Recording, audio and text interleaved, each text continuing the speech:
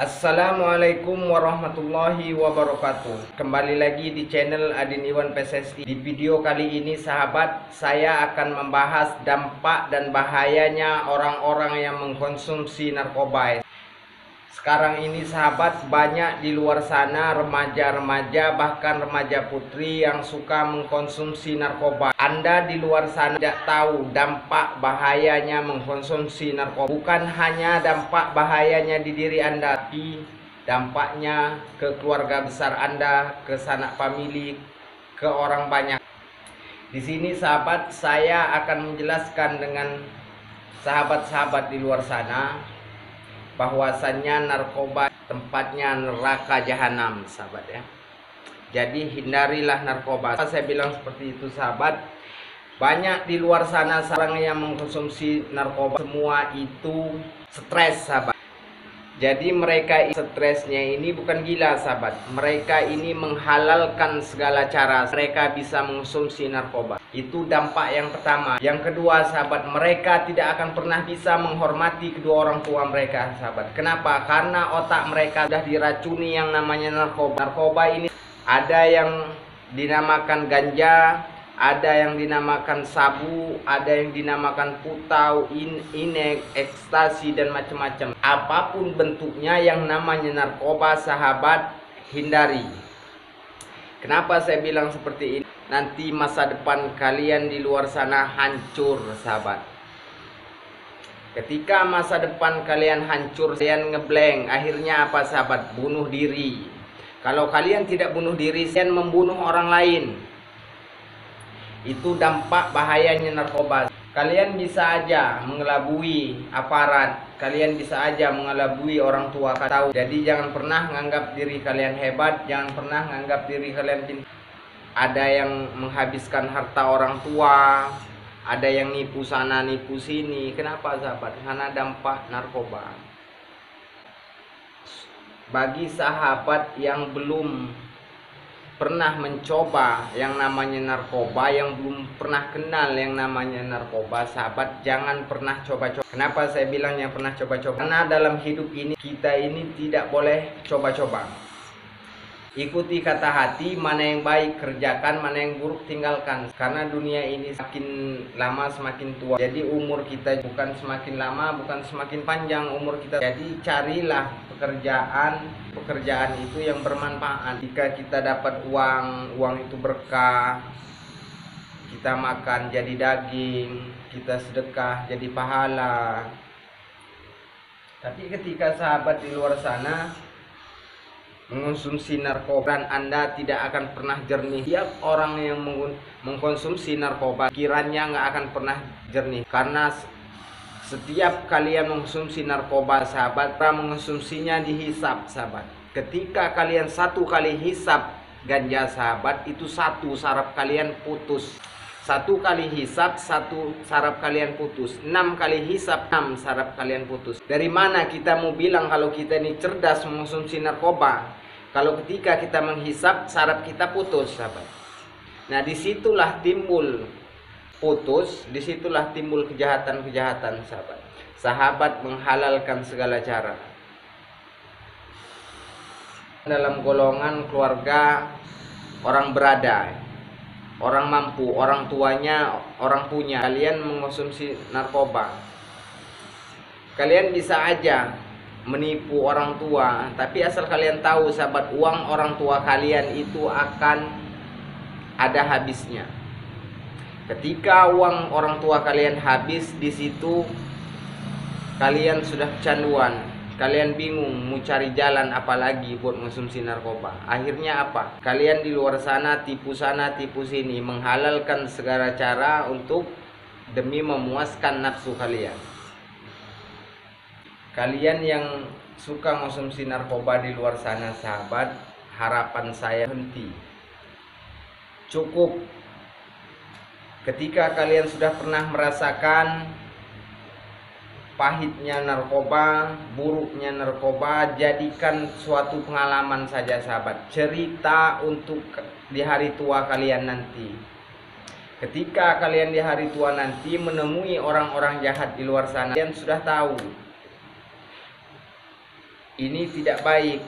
Dan juga ketika kalian yang sudah punya anak, yang sudah punya istri, jadi jadikan itu motivasi buat anak-anak kalian nanti. Karena banyak teman-teman saya di luar sana yang sudah dibodoh-bodohi oleh narkoba. Mereka sudah kecanduan narkoba, lalu mereka menghalalkan segala cara, mereka tidak patuh dengan kedua orang tua. Bahkan teman mereka sendiri yang tadinya tidur satu bantal, makan satu piring, minum satu gelas, sahabat, mereka tipu. Jadi dunia narkoba ini, sahabat, tidak ada yang namanya teman sejati. Tidak ada yang teman seia, sekata, seiring, sejalan, itu tidak ada. Narkoba ini dunia tipu-tipu kejam. Jadi untuk sahabat di luar sana, sebelum kenal yang namanya narkoba, jangan pernah ingin kenal. Karena pada dasarnya sahabat, narkoba ini selain dilarang agama, narkoba ini melanggar hukum. Bukan cuman kita dapat hukuman di dunia, sahabat, di akhirat pun kita mendapat hukuman. Sekarang ini sahabat 2021, sahabat, berbuatlah sebaik mungkin. Jadilah orang yang bermanfaat untuk orang banyak. Kalau kita tidak bisa membantu orang menggunakan materi, masih punya lisan, kita masih punya pikiran, dan kita masih punya tenaga. Gunakan lisan kita, gunakan tenaga kita, gunakan pikiran kita untuk sedekah, membantu orang-orang di luar sana. Kalaupun kita tidak punya uang untuk bersedekah, sahabat-sahabat di luar sana yang ingin bertanya dampaknya narkoba, seperti apa buruknya narkoba, akan tanya di kolom komentar ya sahabat ya. Nanti pasti akan saya kasih arahan sahabat. Jadi orang-orang seperti itu sahabat, orang-orang yang mengkonsumsi narkoba, minuman keras segala macam itu sahabat, mereka itu jangan dihindari sahabat, jangan dijauhi. Ketika kita menjauhi mereka sahabat, mereka itu semakin menjadi. Kenapa mereka semakin menjadi? Karena mereka merasakan diri mereka ini diasingi, dikucilkan. Jadi ketika itulah otak-otak yang kotor lainnya timbul sahabat. Jadi orang-orang yang mengonsumsi narkoba, minum-minuman keras itu dirangkul sahabat. Dirangkul dalam arti ketika mereka mengajak kita, kita kasih nasihat. Kita nggak ada kewajiban melarang mereka, sekedar sahabat. Jadi kita nggak ada kewajiban melarang mereka. Yang ada kewajiban melarang mereka itu adalah keluarga mereka. Di sini kita dituntut untuk menasehati mereka, untuk mengajak. Karena sahabat di Indonesia sekarang ini narkoba ini luar biasa. Bisa dibilang setiap daerah 10% menggunakan narkoba. Walaupun aparat di luar sana mereka bekerja keras sahabat, habis orang-orang di penjara semua. Kenapa? Karena hampir 40% di setiap daerah sahabat mengonsumsi narkoba. Jadi narkoba sekarang kita sahabat di luar sana, kalaupun kita mengetahui adanya bandar narkoba, jangan takut-takut sahabat, laporkan polisi sahabat. Kewajiban kita melaporkan mereka sahabat. Kenapa saya bilang seperti ini? Bandar-bandar narkoba di sana dengar sahabat, ya. Dan juga mereka melihat konten ini sahabat.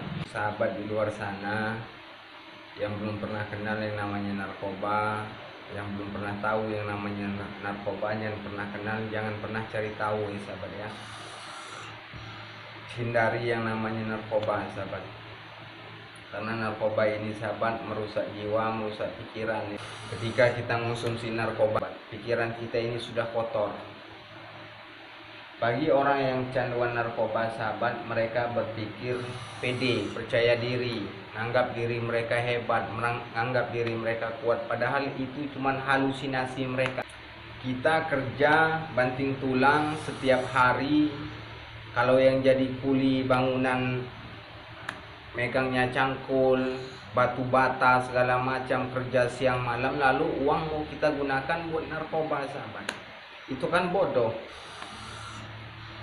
Lalu ada orang yang kerjanya enak, kerjanya nyaman, enak, dapat uang gampang, lalu digunakan untuk narkoba. Tidak berpikir akal sehat mereka. Mereka kerja sudah nyaman, gaji mereka besar, mereka mengonsumsi narkoba. Mereka tidak berpikir apabila mereka ketangkap gara-gara narkoba, kerjaan mereka hilang, mereka terpuruk, bahkan mereka bisa busuk di dalam penjara.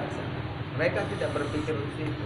Kenapa? Karena pikiran mereka itu pendek, pikiran mereka itu sudah dirasuki oleh jin. Nah, dan untuk sahabat-sahabat di luar sana yang sering mengonsumsi narkoba, ingin konsultasi, ingin cerita, ingin tanya-tanya, silahkan tulis aja di kolom komentar sahabat ya. Nanti pasti saya jawab, saya kasih pengarahan. Karena di dunia ini sahabat tidak ada kata terlambat kalau kita mau berbuat baik sahabat.